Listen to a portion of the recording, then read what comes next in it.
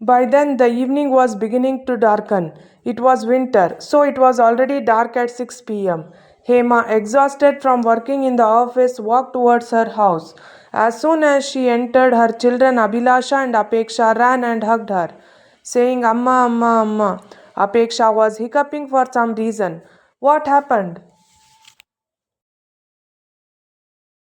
Amma, everyone here looks at us and says, what a pity, what a pity. An auntie had come to see my grandmother today. She hugged me and cried, oh, what a pity. Who will marry these fatherless children in the future?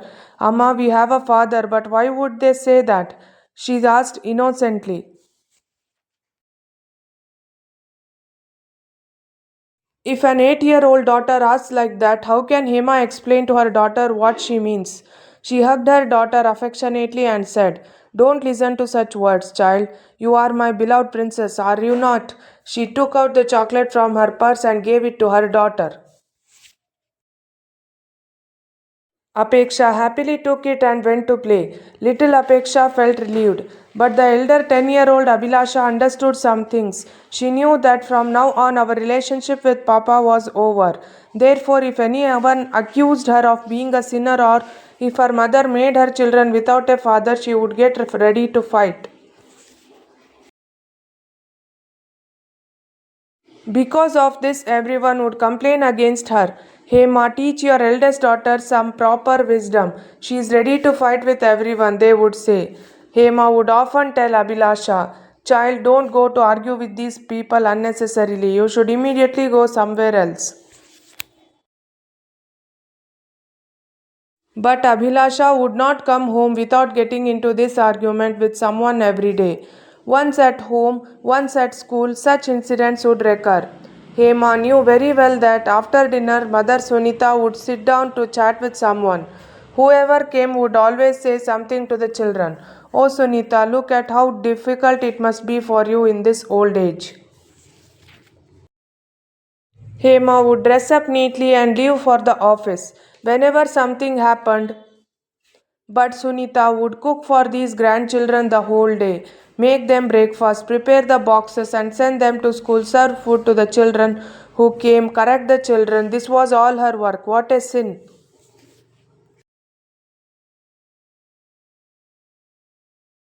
Hearing Shruti's words, Sahana would say, be quiet, Shruti. If that Abhilasha hears about it, she will get so angry and start a fight. Everyone would keep quiet and change the subject at her words.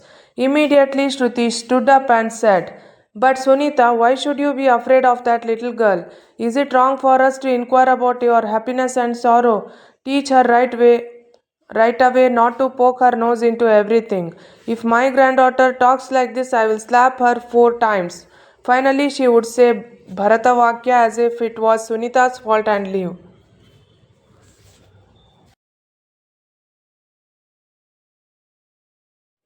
When Abhilasha came in, all these aunties would finish talking, end the meeting, and leave.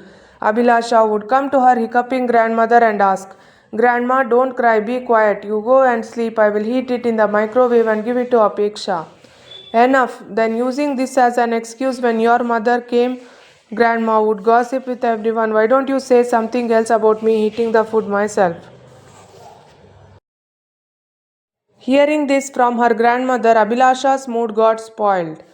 But remembering her mother's words, she did not say anything, put what she had cooked on 2 plates and invited Apeksha to eat. After they ate, she put the plates in the wash basin, wiped the table, and went to bed. That Sunday, Hema was drying the washed clothes. Then Apeksha came inside from outside crying. What happened, Apeksha? Why are you crying? Hema asked her daughter. Mom, I went to Suma's house in the third flat to play Ludo. Then her mother Rekha auntie came and woke me up from there and sent me to the door saying, your mother is divorced. She has joined her mother's house after fighting with her husband. Children like you should not join our children. Don't come to our house anymore. She scolded her mother and cried again, jumping into her mother's lap. Hema's worries increased. She had discussed the same issue with her mother in the morning. She took out her anger on her daughter and slapped her on the cheek. Why are you going to play at their house? Shouldn't you be playing with your sister here? Mom, what's the big deal about divorce? Why did that auntie say that? Hema burst into tears. She sent Apeksha to her room and lay down on the couch. Tears flowed. Her mother's view of her had also changed. She didn't feel right about her daughter coming and staying at home. She always had a sullen face. She didn't even talk to her children warmly. Whenever Hema came to the kitchen to do something, she would get angry and say, I was not doing it myself. Why did you come and put it there? Whenever Hema prepared something herself, she would just push it away from her without eating it. She would find fault with it, saying that it was not there. They would scold Hema and scold the children. When Abhilasha brought a form from school, she stopped writing Chandrasekhar as she was filling in her father's name. Her anger would reach its limit whenever her ex husband's name was mentioned. His memory, his constant exploitation all increased her suffering. Hema had spent a very precious moment of her life with Chandrasekhar. It was true that he loved her, but she never knew when he would descend to the point of cursing and hitting her out of excessive anger. Thus, Hema lived in fear every moment. When he came home from the delivery of his first daughter, he had learned to drink. Whenever she protested against it, the house became a battlefield. Still, she managed to keep the family together somehow. Later, when the delivery of her second daughter came, he was having an affair with a colleague and trying to bring her home. More crying, sobbing, protesting, his anger would flare up for no reason. Once, when he came drunk and was lying down, the child was crying incessantly, clutching something. Losing patience, he stood up like a giant, picked up the child, and was about to throw it on the ground. Then Hema found it, fought with him as Chandi Chamundi, and saved the child. At that moment, she decided to escape from that hell and live independently. The next day, Chandrasekhar, who was drunk, came to her home and apologized, pretending to be in tears. Hema did not respond. After staying there for 2 days, when she said she would not come, he cursed her and left. Hema wanted to get rid of her husband's cruel clutches. She did not even ask for alimony from him. Thus, the divorce process was quickly completed by mutual consent. The in laws, who knew about her son's wickedness and misadventures, did not oppose her decision. The son had become an enemy to them. Since then, Hema stayed at home with her children. Among the new people she had come to, Sunita was on her daughter's side. Her father had died. She passed the exam and got a job in his office as per her educational qualification. And so the second chapter of her life began. And so life started going smoothly. She would leave the children in the care of her mother and go to work peacefully. She would pay her mother every time and do all the work outside the house, fulfilling her duties.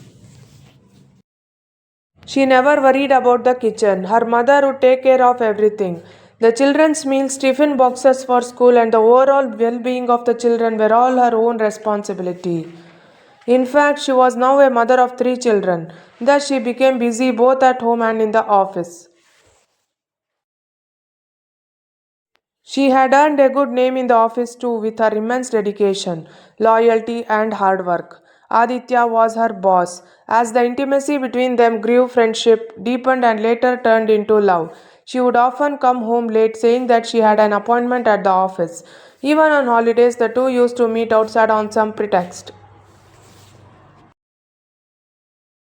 But when Sunita came to know about their affair, it was a disaster. From then on, her outlook and manner of speaking changed. As the days passed and the children grew up, Sunita's anger did not subside. Abhilasha was now a 14-year-old girl, and her mother had joined high school. Apeksha was a 12-year-old girl. She had learned a lot of seriousness at a young age.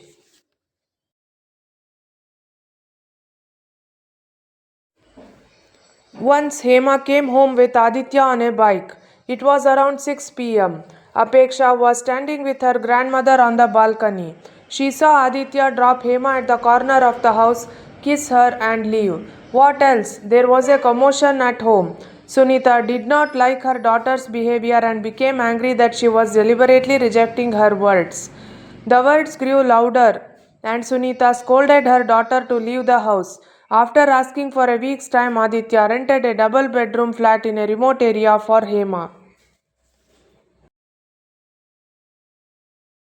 So she left her mother's house and now she came to a new house with her children to live her own independent life in the true sense. Bhavani was hired to do the housework. As usual, life took another new turn.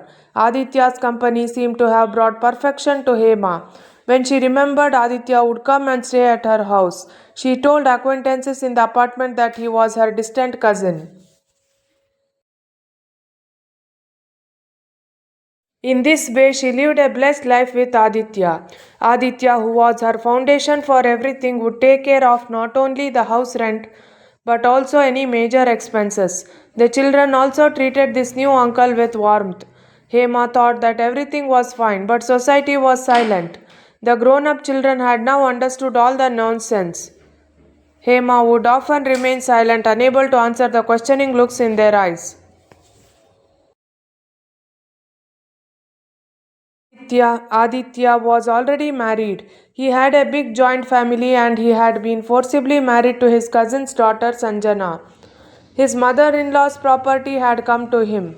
He was the father of two sons. Sanjana, who was not very educated and had a dark complexion, had never won his heart. They all lived in Shivamogga. He had stayed in Bengaluru for a big job with a famous company.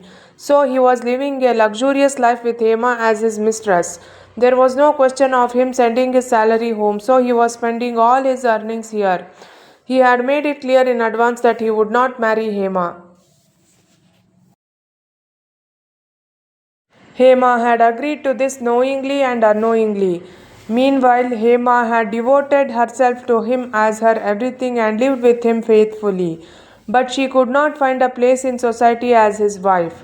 Unless they both went out separately, he would never take her to open social functions as his companion.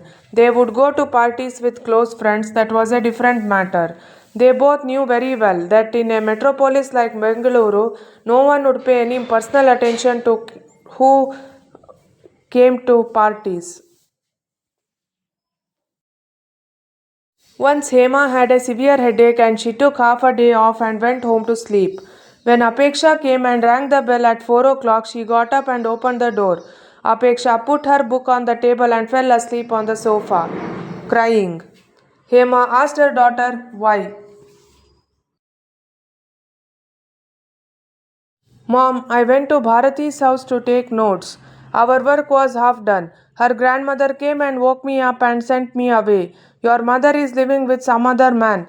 Girls like you should not come to our house, and locked the door. She started sobbing. As usual, Hema slapped her daughter angrily on the cheek and said, If you go to anyone else's house again, I will break your leg, and went to lie down in her room. She had scolded and beaten her daughter. Now her conscience started asking her 108 questions. Mom, who is this other man? What did she answer to this innocent question from her children? She would never answer such a question from her children. Abhilasha had not wanted Aditya uncle to come and stay at her house for the night from the beginning. Let him come and sit in the hall during the day and talk. But why does he stay in Amma's room at night? Another problem of Apeksha is that even if she goes to the park or to someone's house, they ask her such absurd questions and erase her. Sometimes Sulochana auntie would call Abhilasha and ask her a question that she should not. Oh Amma, he doesn't come and stay at your house. Isn't that uncle your father? Why is he here? Abhilasha would cry so hard that she could barely breathe. Many times when Amma was not there, she would lie down in her room and cry. If she went to talk to Amma about this, she would also get angry. Then her little sister Apeksha would bring water and wipe her tears and ask her affectionately, Why are you crying? Then Abhilasha would calm down and say, You don't understand all that, Apeksha. Let go, don't cry. If you cry, I'll cry too. Abhilasha felt immense love for her sister. Then she heated the food that her mother had made in the microwave and they both ate it. Apeksha would sometimes remember her grandmother and say, Sister, how good the food was that grandmother used to make for us. Why don't we go to grandma's house now? Stop, Apeksha, there's a good program on TV, Abhilasha would say, forgetting the matter. Okay, but put on the TV. Let's watch it in between while doing our homework, Apeksha said and turned on the TV herself. Both of them sat in front of it, spreading out their books. The cartoon show on TV was helping them forget their sorrows. It was 7:30 when Hema finished most of her work that day and came home. Today her mood was completely bad. Aditya's eldest son was studying in high school.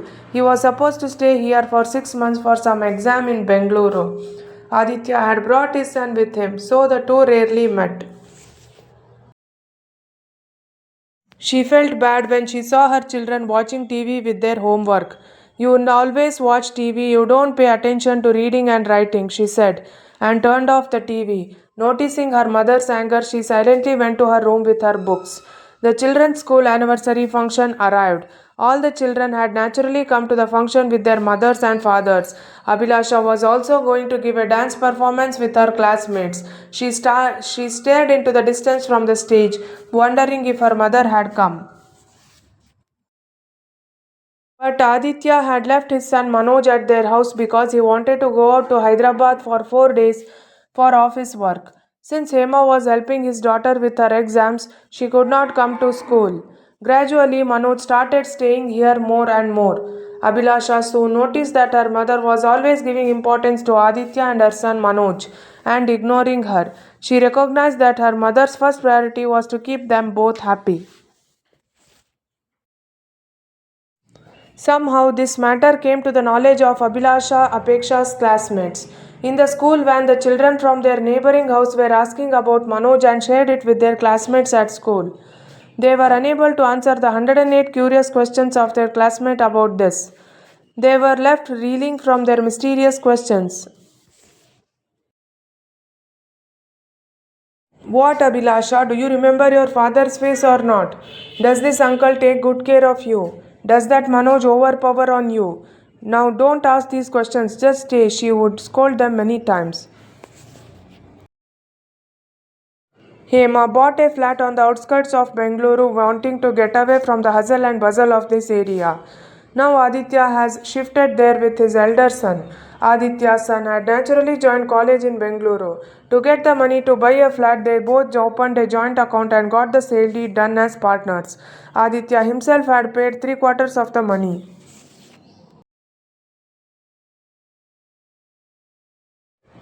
Now Abhilasha had joined college. Her nature was not as soft as before, but rough. Now she did not care about anything about her what her mother said. She was always out and about wearing fashionable dresses, riding a scooter, attending coaching classes. So she ignored her mother's words and kept saying, You take care of uncle and Manoj. You need not take care of your daughter Apeksha. You don't need to worry about her. Now Apeksha had also entered the 10th standard, so she knew the entire business of the house. The elder sister and the younger sister were now united. Now it was her turn to get angry. This became a hot topic for Hema. Abhilasha, a college girl, once recalled her childhood days. Ever since she was a child, she had been scorned by her neighbors and acquaintances. Now, whenever she remembered her sister's humble face, she felt a bad anger welling up in her, some kind of contempt for the entire society. To take revenge on someone.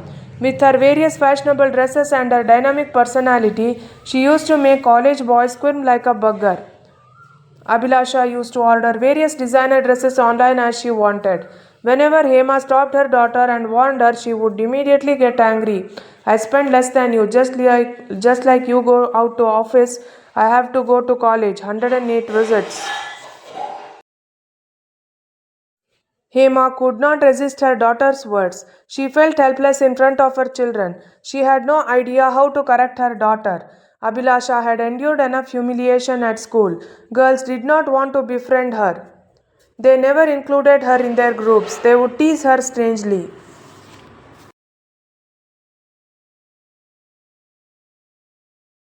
Everyone would proudly talk about the love and affection of their fathers. Someone had gone to the cinema with their father, someone else had gone on a picnic.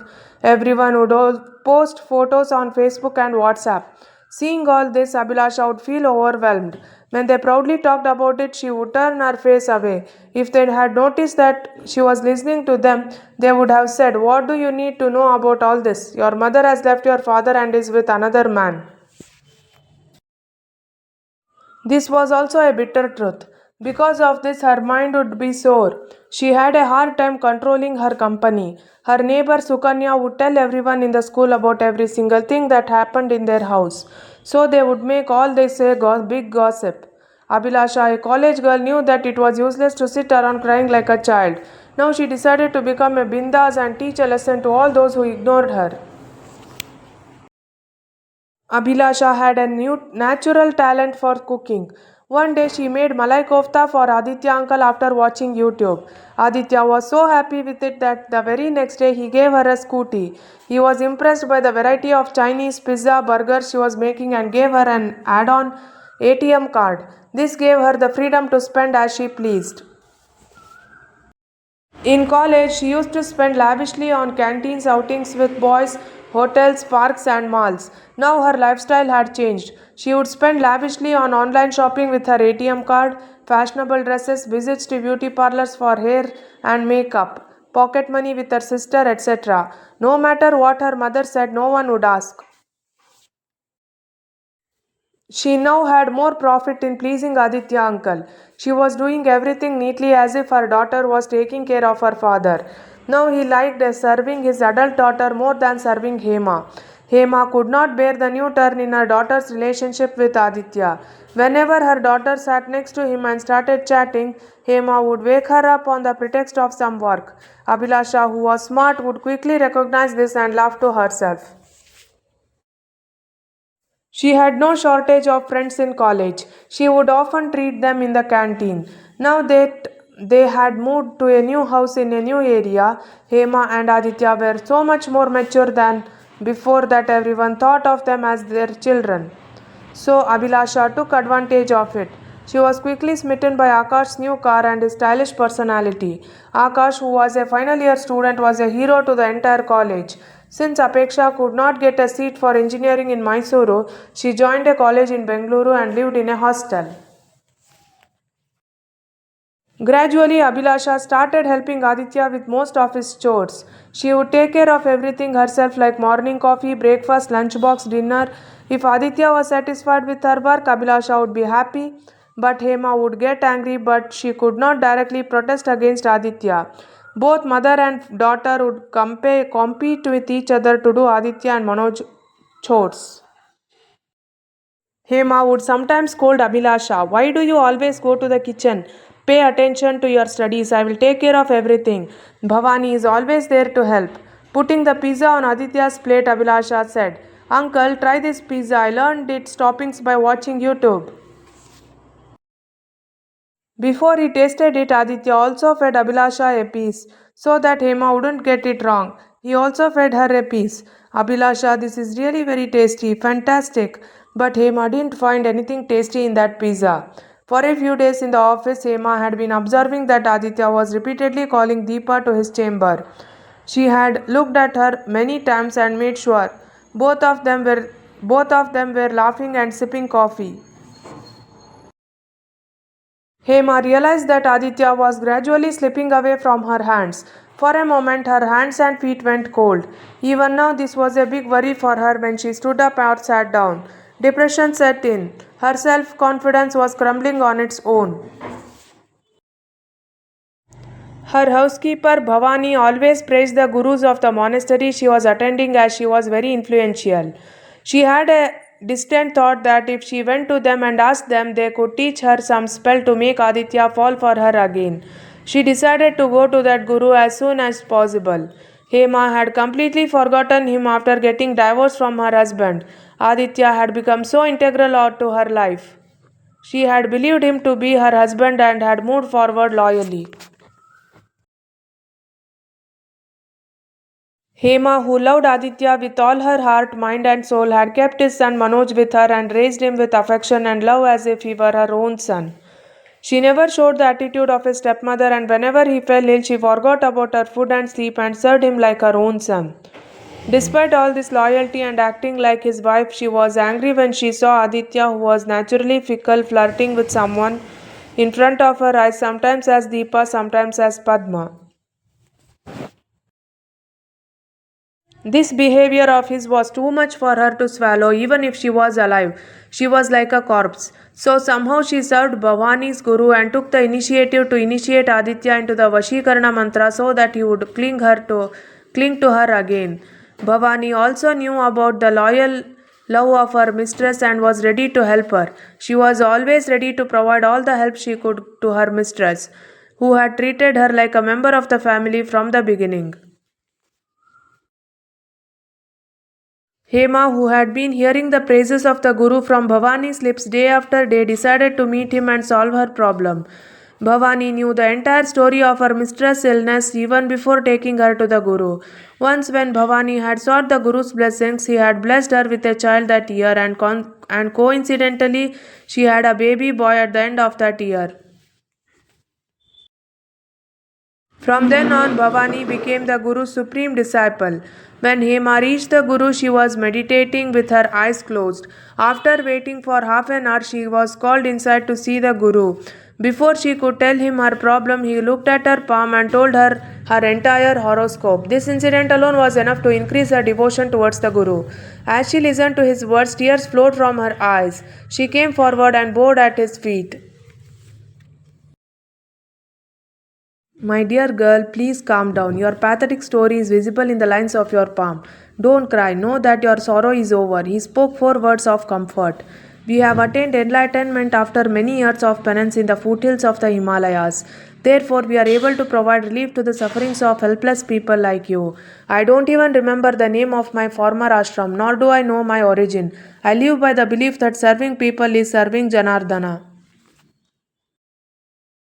Guru, now you have to protect me. Please give me protection and bless me so that my husband Aditya does not go to another woman's company. Child, I know all your troubles. That Deepa Padma is darkening the light of your life. Hearing the Guru's name so appropriately, she immediately offered a 2000 rupee note to the hundi in his temple and folded her hands in gratitude.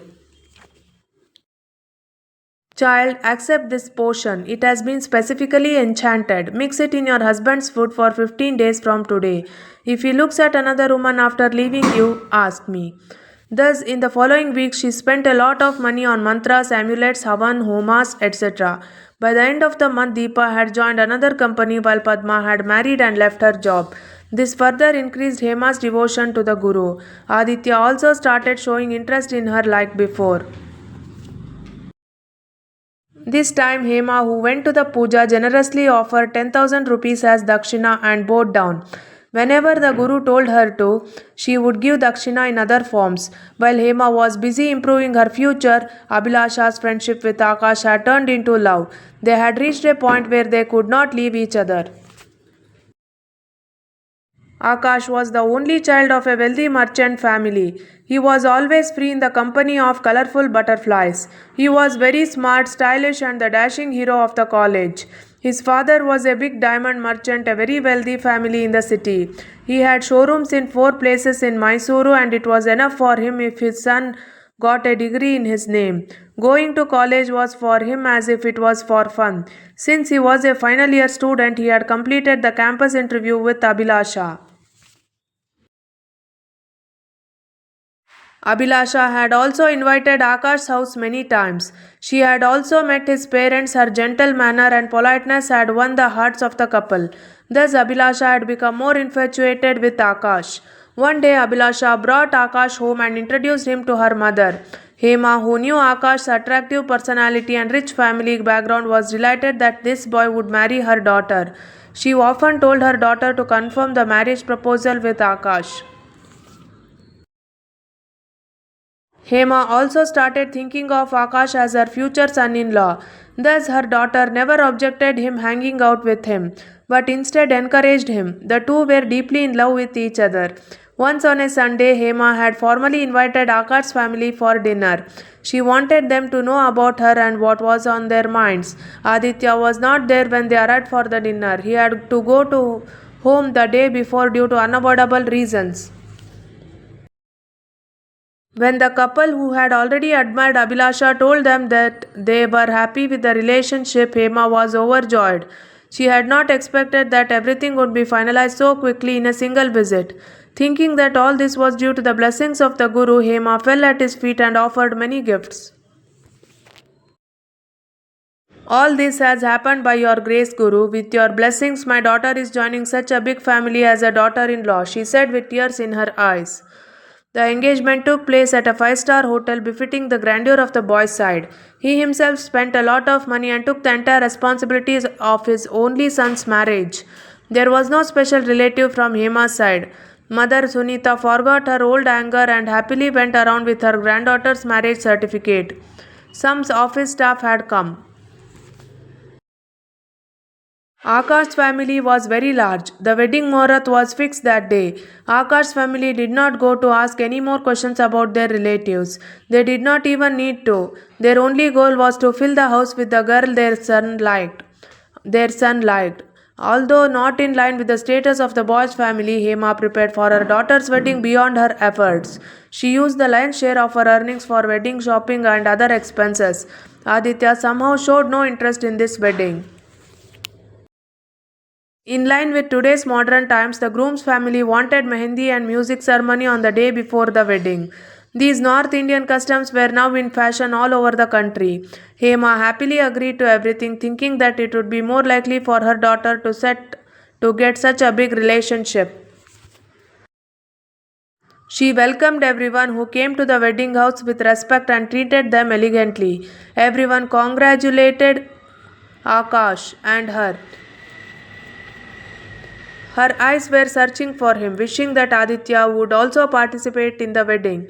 But he was nowhere to be found. His phone was somehow switched off. He did not responsibly handle any of the wedding tasks she had entrusted to Aditya. He had never been so negligent. Such a grand wedding, a large group of guests had gathered. The groom's party was just about to arrive at the mandapa. Meanwhile, Aditya's phone had not even been switched on. Her heart started pounding as if something sinister was going to happen. Her face was turning pale. Meanwhile, her phone rang. Akash's mother Rekha was talking. Hema had demanded that she come to their house immediately to object.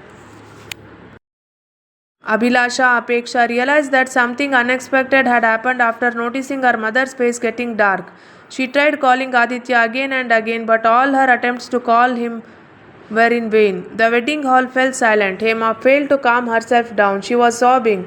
In a moment, silence spread everywhere like a snake had entered the wedding hall. All the people who had come to the wedding started talking in unison. Amidst the silence, murmurs began to be heard in the air. Everyone was saying something as they came to their mouths. Hema, somehow gathering courage, told the people present that there was an urgent message from house and that she had to go to their house now, thus allaying their doubts. For now, that was all as they had hoped. Everyone sighed that there was no more trouble. Amma, don't cry so pitifully in front of them. Answer their questions bravely, Abhilasha said to console Amma. Hema consoled her daughter and drove the car to the house on her own, saying that she would successfully negotiate and come back. It was true that for a few moments there was an eerie silence in the wedding house. They believed that Hema would somehow pacify the beggar and come back and that there was nothing more to worry about. When she reached the house of the beggar, she saw Aditya and his wife who had already arrived there, and her entire strength was gone. Everything was clear as a mirror. No to this marriage. Their only stubbornness was that Hema pleaded in front of them. Shedding tears, Aditya sat mute without saying a word. She pleaded with Akash's mother Rekha to give her daughter a life and accept her as her daughter-in-law, but their hearts did not melt. A daughter of someone who cannot handle a relationship should not come to this house as a daughter-in-law. You should take care of your own affairs. Their words were like lead in her ears. Her endless wailing did not melt her heart. Akash remained neutral and did not say a word to his parents. Thinking that some kind of disaster might happen, Abhilasha rushed there with her sister. She immediately understood the situation there. Mom, I definitely do not want this marriage. I am not ready to marry a coward like Akash. Let's go, she said. Sister, think that you have been saved from such a coward and a sneak. Apeksha also defended her sister. Just you children, you should not talk big things like that. Hema tried to explain to the children. Nothing, mom. What would you do if these people rejected you after your daughter got married tomorrow? It would have been good to have known their true faces earlier. Abhilasha's excitement was increasing. There was no one to hear the helpless Hema's cries. Her sobs were like a forest cry.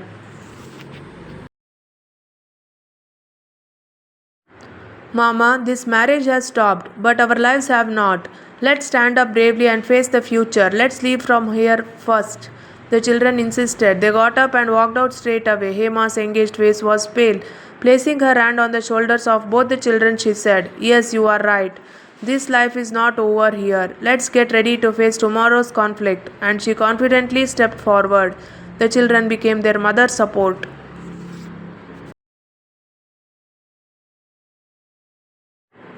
Thank you for watching. If you like this video, please like, share and subscribe to my YouTube channel.